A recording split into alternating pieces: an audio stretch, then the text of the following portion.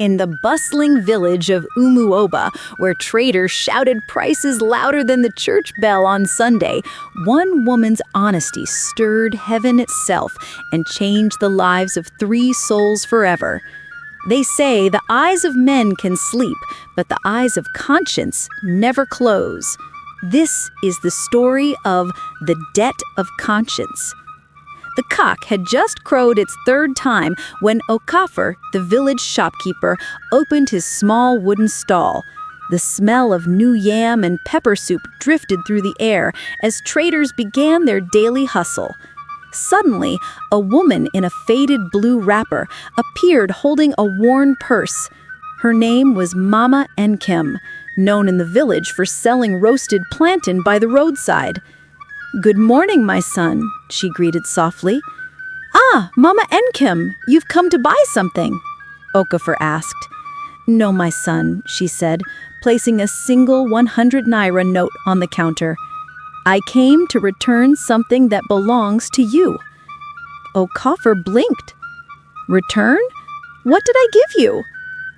Mama Enkem explained how she'd bought items worth 700 naira the day before, paid 1,000 naira, and received 400 instead of 300. Okafor looked stunned. "Mama Enkem, you walked all the way from Road 8? That's almost 3 kilometers just to return 100 naira?" "Yes, my son," she said calmly. "Peace of mind is worth more than 100 naira. Bargaining is my right, but keeping what's not mine is a curse." Her voice was firm yet humble. "My husband taught me before he died," she continued. "Never take even 1 kobo that belongs to someone else, because a man may stay silent, but the one above keeps records. And when he calls for account, the punishment might fall not on you, but on your children." Okafor's eyes watered. He pressed the 100 naira to his forehead in respect. He didn't know that God had just written his name in a greater story. That night, Okafor couldn't sleep. Mama Enkem's words echoed in his head like a talking drum. The punishment might fall on your children. He remembered a man named Prince, another shopkeeper in the market, whom he'd overcharged by 300 naira the day before. At dawn, before the sun rose, Okafor counted 300 naira, mounted his old motorbike, and drove straight to Prince's shop. "Prince," he said, handing him the money, "yesterday I overcharged you by mistake. Take it back." Prince laughed. "My friend, 300 naira won't make you rich or poor. Why bother this early?" Okafor looked at him, eyes sharp with conviction. "Because I may not live to see you again. What if I die today? You didn't even know I owed you, but the heavens do. I want no debt on my soul." He turned and left. Prince stood there, his laughter fading into silence. Something inside him shifted. That night, Prince couldn't eat.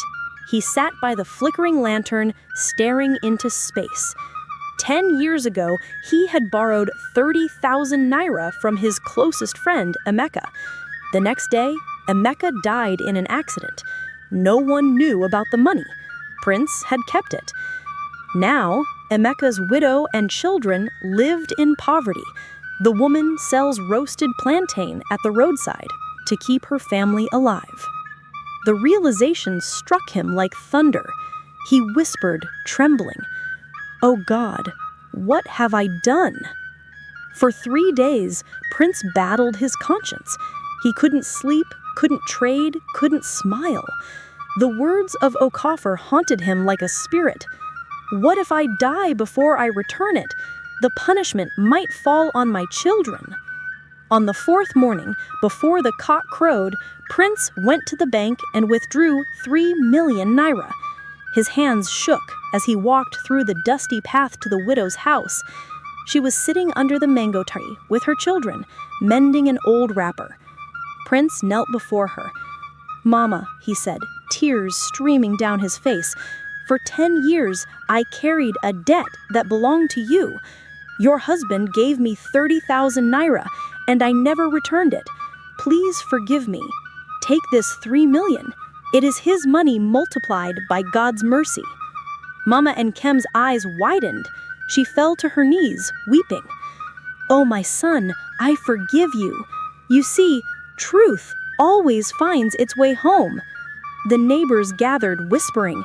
Some said Prince had gone mad. Others said he'd seen an angel. But those who understood the ways of heaven said he'd finally made peace with God.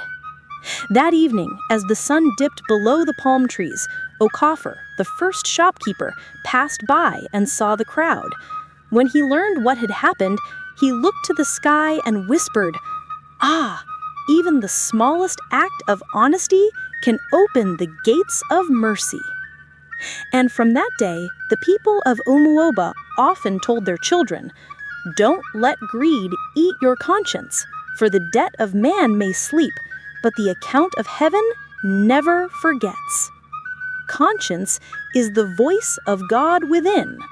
What you keep unjustly will one day demand its price. Honesty is not about wealth. It's about peace. A small act of truth can change destinies. So, my friend, before the sun sets today, ask yourself, is there a debt my conscience still remembers? Because heaven has accountants too, and they never make errors.